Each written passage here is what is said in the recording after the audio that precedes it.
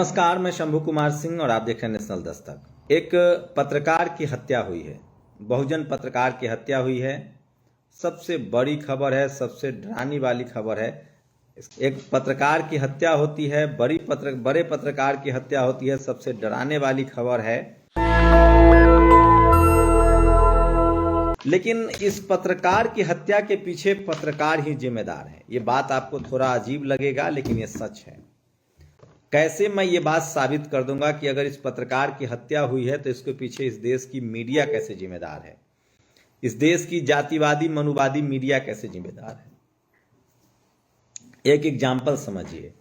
मान लीजिए आप किसी संगठन में काम करते हैं और उस संगठन का काम है दवाई देना, दवाई बेचना, लेकिन वो संगठन के 99% लोग नकली दवाई बेचें तो एक आदमी असली दवाई बेचने वाला तो मारा जाएगा।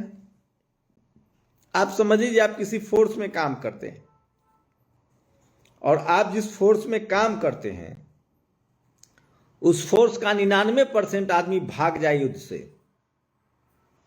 तो एक आदमी जो बचेगा वो मारा जाएगा। ठीक यही हो रहा है इस देश में पत्रकारिता में। इस देश में पत्रकारिता जातिवादी मनुवादियों का अड्डा है।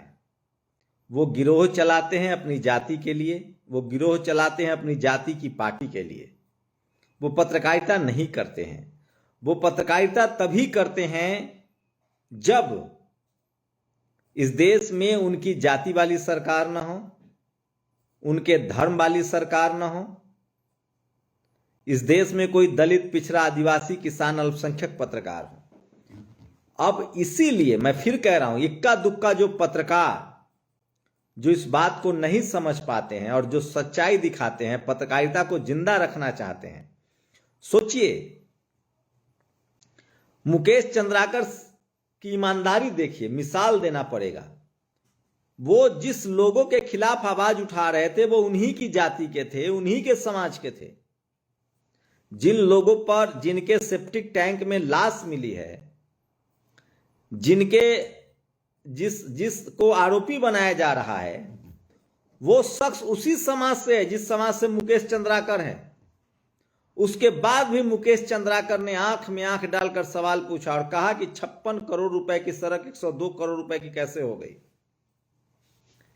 लेकिन जिसको आप मीडिया समझते हैं, जिसको टीवी अखबार आप समझते हैं, वो लोग क्या कर रहे हैं? अगर वो पत्रकार होता वहां तो वो अपनी जाति का आदमी देखता और सेटिंग कर लेता। वो नहीं लड़ता, वो सत्ता से सेटिंग करता है। इस देश के जितने अखबार आप पढ़ रहे हैं, मैं फिर कह रहा हूं, एक पत्रकार होने के नाते हमारी फ्रेटर्निटी जो है वो घोर कास्टिस्ट है, जातिवादी है, मनुवादी है, डरपोक है, और इसीलिए लोकतंत्र खतरे में है। इसीलिए इस देश में भ्रष्टाचार है। इसीलिए इसमें स्कूल, अस्पताल, पढ़ाई लिखाई, दवाई की बात नहीं हो रही है, क्योंकि यहां का कुत्ता हड्डी चाट रहा है, वो रखवाली नहीं कर रहा है। कुत्ता मतलब होता है पत्रकार। तो मुकेश चंद्राकर की जो हत्या हुई है वो इसलिए हुई क्योंकि मुकेश चंद्राकर जो हैं वो ईमानदारी से पत्रकारिता कर रहे थे और उन्होंने जाति नहीं देखी, भाईचारा नहीं देखा, उन्होंने धर्म भी नहीं देखा, उन्होंने बेईमानी देखी, उन्होंने करप्शन देखा, भ्रष्टाचार देखा और उन्होंने आवाज उठाई और इसीलिए उनको मौत मिली। लेकिन भारत में जो ऑर्गेनाइज्ड जो पत्रकार हैं, जो बड़े बड़े मीडिया हाउस हैं, जो बड़े बड़े अपने आप को पत्रकार कहते हैं, वो जानते हैं क्या करते हैं? सबसे पहले तो वो अपना फायदा देखते हैं, हमको कहां से माल आएगा। फिर अगर सत्ता उनकी नहीं है और दूसरे की सत्ता है तो माल लेते हैं, पैसा लेते हैं। अगर पैसा भी ले लिए तब फिर वो, अगर उनके जाति की सरकार है, उनके धर्म वालों की सरकार है, धर्म से तो ज्यादा मतलब नहीं है, नहीं तो अखिलेश यादव, मायावती, लालू यादव, हेमंत सोरेन से सवाल नहीं पूछते। जाति वाली अगर सरकार होती तो वो अपना जाति देखता है कि अच्छा हमारी जाति वाले का सरकार है, हम इससे सवाल नहीं पूछेंगे। अच्छा हमारा जाति वाला ठेकेदार है, जाने दो, लूटने दो। हमारे जाति वाला मंत्री है, अच्छा सड़क नाला में लूट रहा है, काम नहीं कर रहा है, भ्रष्टाचार कर रहा है, लूटने दो, अपने अपने जाति का है। लेकिन सोचिए मुकेश चंद्राकर जैसा ही, मैं इसलिए कहता हूं सोशल मीडिया बहुजन मीडिया है। मुकेश चंद्राकर यूट्यूब चैनल चलाते थे, बस्तर जंक्शन। मुकेश चंद्राकर ने जाति नहीं देखी, मुकेश चंद्राकर ने पत्रकारिता की। जो लोग आरोपी बनाए गए हैं, जो लूट रहे थे, वो मुकेश चंद्राकर के रिश्तेदार हैं। मुकेश चंद्राकर के रिश्तेदार ही नहीं, उसी के समाज से हैं। ये होती है पत्रकारिता, ये होती है न्याय, ये होती है सच्चाई। और इसलिए मैं कहता हूं कि सोशल मीडिया ही सच्चा मीडिया है, सोशल मीडिया ही बहुजन मीडिया है। मुकेश चंद्राकर ने न जाति देखी, मुकेश चंद्राकर ने न रिश्तेदारी देखी, मुकेश चंद्राकर ने भ्रष्टाचार देखा।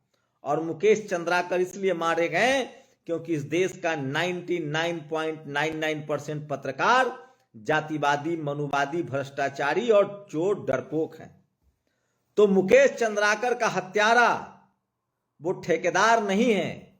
मुकेश चंद्राकर का हत्यारा इस देश की मनुवादी, जातिवादी मीडिया है, जिसने जाति के नाम पर, फिर धर्म के नाम पर सरेंडर कर रखा है, तलवे चाट रहे हैं। अगर यही गुण मुकेश चंद्राकर ने सीख लिया होता तो न वो मारे जाते, न वो गरीब होते, वो भी मालामाल होते, मालदार होते। इस देश के जातिवादी, मनुवादी लोगों ने मीडिया को लूट का गिरोह बना दिया है।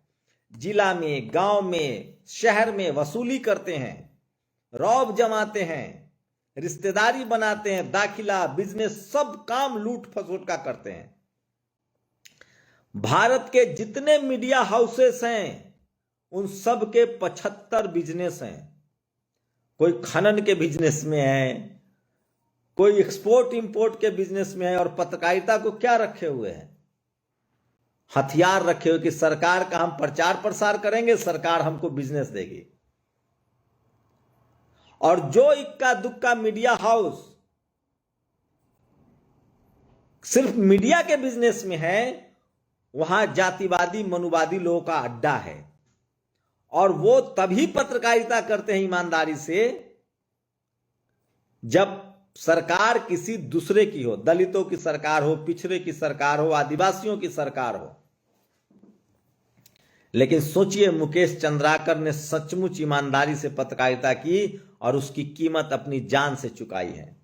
उनका हत्यारा इस देश का जातिवादी, मनुवादी मीडिया है जो बिक चुका है। और मुकेश को इस बात का पता होता तो वो भी जातिवाद कर लेते। मैं इसलिए कह रहा हूं बहुजन मीडिया ही सच्चा मीडिया है, सोशल मीडिया ही सच्चा मीडिया। इस देश का टीवी, अखबार पूरी तरह से बिक चुका है और उसमें जाति, मैं बार बार कह रहा हूं, हाई कोर्ट, सुप्रीम कोर्ट से भी ज्यादा जातिवाद। इस देश में सबसे बड़ा जातिवाद का अड्डा जो है, बेईमानी, भ्रष्टाचार का जो अड्डा है, वो टीवी, अखबार है।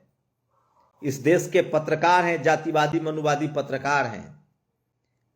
ये पहले जाति देखते हैं, फिर धर्म देखते हैं, तब सरकार देखते हैं।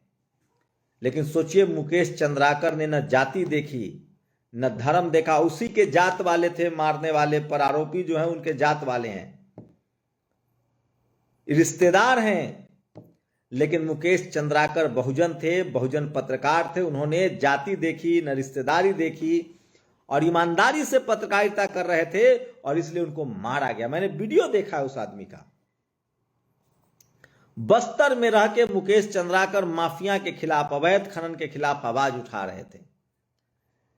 मुकेश चंद्राकर का हत्यारा वो हर पत्रकार है जो जाति देखता है, धर्म देखता है, पार्टी देखता है, और तब पत्रकारिता करता है। जब उसका अपना जाति वाला, अपना धर्म वाला सरकार हो, भ्रष्टाचारी हो, धन्ना सेठ हो, तो वो चुप्पी साध लेता है। और ये 99.99% जो इस देश की जातिवादी, मनुवादी मीडिया है, वो वही कर रहा है। लेकिन बहुजन समाज के लोग जब इस पत्रकारिता में आएंगे तब ईमानदारी आएगी। लेकिन उनको नौकरी नहीं दी जाएगी, काम ही नहीं, क्योंकि वो ईमानदारी से पत्रकारिता करेंगे। उनको रिपोर्टर नहीं बनाया जाएगा, संपादक नहीं बनाया जाएगा। इस देश के जातिवादी, मनुवादी मीडिया का दो ही काम है, अपने जाति के भ्रष्टाचारियों को बचाओ, अपनी जाति के पार्टी को आगे बढ़ाओ और माल छापो, अमीर बनो। और एक और काम है, अगर तुम्हारी जाति का नहीं है, कोई दलित है, पिछड़ा है, किसान है, आदिवासी है, तो उसके खिलाफ कैंपेन चलाओ, उसको बेईमान बताओ, लुटेरा बताओ, चोर बताओ। ये कुछ नहीं, इस देश में पत्रकारिता हो ही नहीं रही है। जातिवादियों का गिरोह है, जातिवादियों का अड्डा है और संविधान विरोधी लोग पत्रकारिता कर रहे हैं।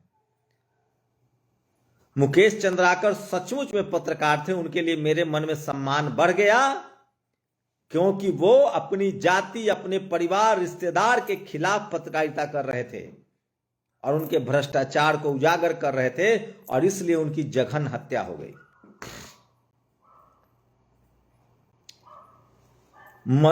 उनके परिवार को नौकरी मिलनी चाहिए, उनको 50 करोड़ का मुआवजा मिलना चाहिए, 100 करोड़ का, और ऐसे पत्रकारों को पत्रकारिता का सबसे बड़ा पुरस्कार मिलना चाहिए। सरकार पूरी जिम्मेदारी उठाए मुकेश चंद्राकर की, ताकि और पत्रकार हिम्मत करें। मैं फिर कह रहा हूं, मुकेश का हत्यारा, वो ठेकेदार कम, ये जातिवादी, मनुवादी, डरपोक, लालची पत्रकार ज्यादा हैं, जो जाति देखकर पत्रकारिता करते हैं, जो पार्टी देखकर पत्रकारिता करते हैं, जो अमीर गरीब देखकर पत्रकारिता। हम लोग दोषी हैं इसके लिए, हम जैसे लोग दोषी हैं। और सबसे ज्यादा उन तमाम जातिवादी, मनुवादी मीडिया हाउसेस दोषी है। वो टीवी, अखबार जो अरबों खरबों का व्यापार करते हैं, वो दोषी हैं। ये सिस्टम दोषी नहीं है, वो ठेकेदार कम दोषी है। ये बिका हुआ पत्रकार, जाति के नाम पर खबर चलाने वाला पत्रकार, जाति के नाम पर पत्रकारिता करने वाला पत्रकार, और अब तो धर्म के नाम पर पत्रकारिता करने वाला पत्रकार दोषी है। मुकेश चंद्राकर न जाति के नाम पर पत्रकारिता कर रहे थे, न धर्म के नाम पर पत्रकारिता कर रहे थे।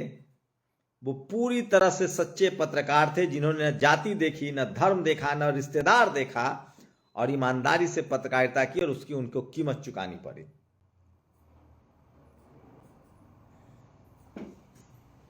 सोचिए, ये स्थिति है इस देश में।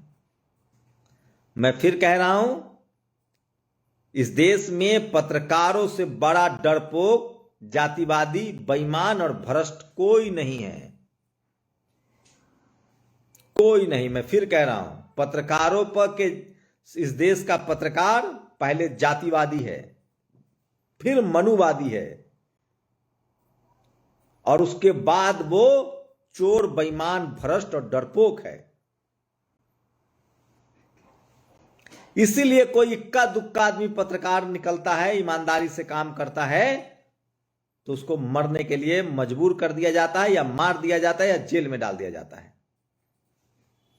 और सारे के सारे ऐसे पत्रकार बहुजन ज्यादा होते हैं, चाहे वो नमक रोटी वाला पत्रकार हो, चाहे मुकेश चंद्राकर हो। मुकेश चंद्राकर ने न जाति देखी, न धर्म देखा, उन्होंने भ्रष्टाचार देखा और भ्रष्टाचार के खिलाफ पत्रकारिता की, और उसकी कीमत उनको जान देकर चुकानी पड़ी। लेकिन मैं फिर कह रहा हूं, मुकेश चंद्राकर अमर हो गए हैं। जब तक पत्रकारिता का इतिहास रहेगा, उनको सबसे निडर, बहादुर, ईमानदार पत्रकार माना जाएगा। हम सब की जिम्मेदारी है कि उनके परिवार की जिम्मेदारी उठाएं और उनकी मदद करें। मेरा सम्मान उनके लिए और बढ़ गया, क्योंकि वो भ्रष्टाचारी लोग, जो आरोपी लोग हैं, वो उनकी जाति के भी थे और उनके रिश्तेदार भी थे। उसके बाद भी वो ईमानदारी से पत्रकारिता कर रहे थे। आप लोग अपनी प्रतिक्रिया जरूर दीजिए। और एक आदमी लिख रहे हैं कि दिलीप मंडल के बारे में कुछ बोलिए, सिर्फ ईमानदारी का उम्मीद दिलीप, मैं यही तो कह रहा हूं, हर बहुजन ईमानदार हो, यही आप लोग चाहते हैं, और वो मारा जाए। अरे जब 99.99% पत्रकार जब भ्रष्ट है, जातिवादी है, मनुवादी है, सत्ता का दलाल है, तो एक दिलीप मंडल को चाहते हैं कि वो भी मारा जाए।